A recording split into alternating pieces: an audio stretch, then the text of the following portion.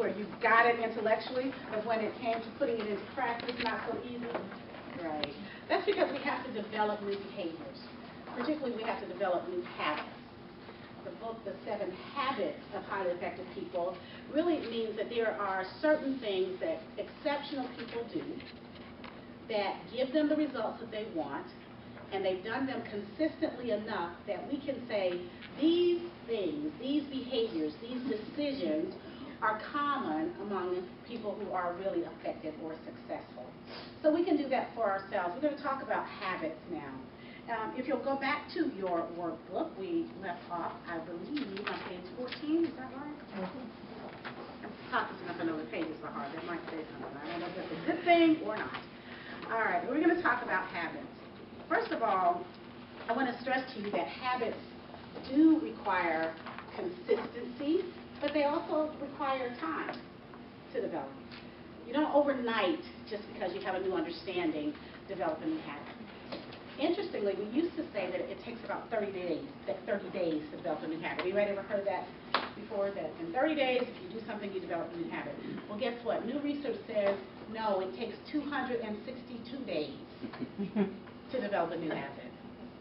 That's about 9 months, which means that you have to be willing to not only stick with it, but in that 9 months, you think you're always going to keep doing it perfectly, hitting the mark of what you're trying to do. No, you have to give yourself permission to make progress. Successful people create habits that failures don't. In fact, successful people usually have habits that are quite different than people who are just marginally successful. The greatest people, the people who are excelling beyond and above the rest of others in their field or in their profession, are people who do things that may even seem odd sometimes to other people, but it is the thing that takes them to the next level. I have a colleague named Brian Tracy, who's a speaker and an author, and Brian says that only about 2% of us in a population, of any population, are exceptionally successful. It says that, 12% of the people are pretty successful, but of the 12%, 2% are really successful. So what we're saying here is the 2%ers do something that the other 10 don't do. Here's an example. Michael Jordan.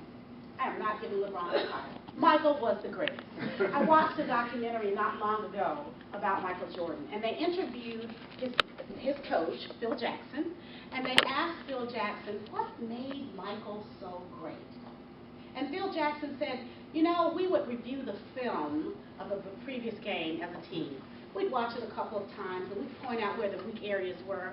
Michael would always request to keep the tape on his own, and he would sit and watch that film over and over. But when he was watching it those third and fourth times, Michael wasn't looking at what anyone else was doing but Michael.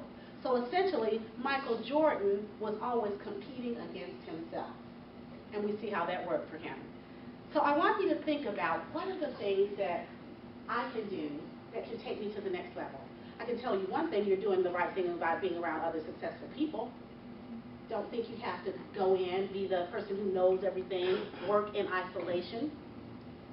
But you do want to soar above, kind of like eagles. You ever notice that eagles soar above other birds? So that's the first step. You got to really decide, am I even surrounding myself with people who want to soar? Another way of saying it is if you want to soar like an eagle, you can't keep scratching around with a chicken.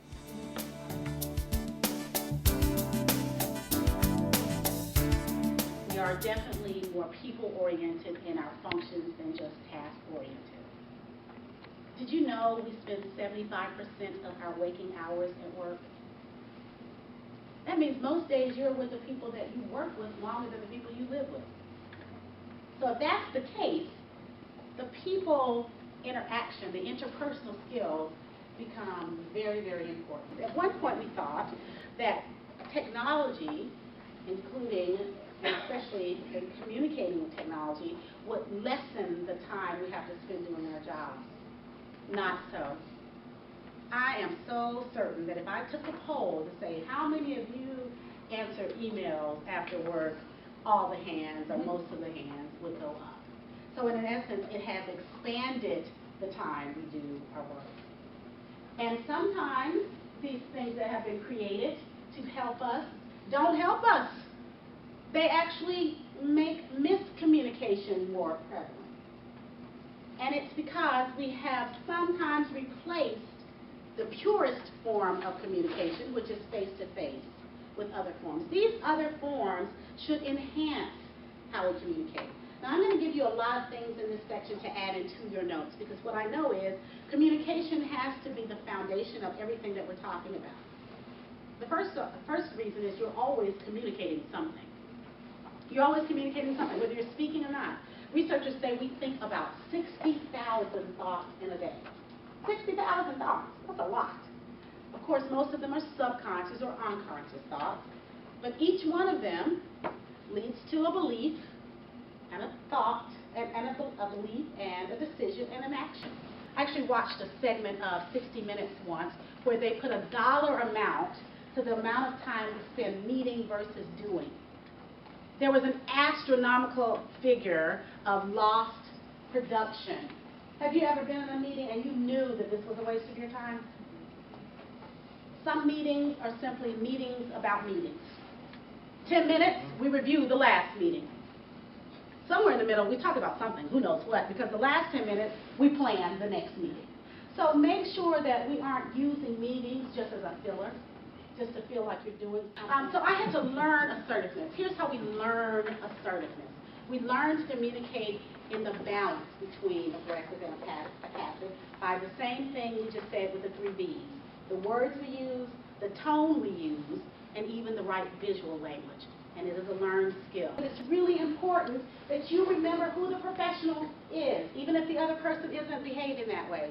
Because the reality is no one's going to call you on the carpet because of how someone treats you. They are going to hold you accountable for how you treat them. And the good thing is, it isn't about what you feel inside. You can feel what you want to. They can feel what they want to, which is why we need to scratch the word attitude from our vocabulary as a leader. Please don't go back and write anybody up for a bad attitude ever again. Because the attitude is how you think and feel. We all have a right to think what we want to think, feel what we want to feel. What we have a responsibility for is how we behave, what we do, how do we operate, sometimes because of how we feel, sometimes in spite of how we feel.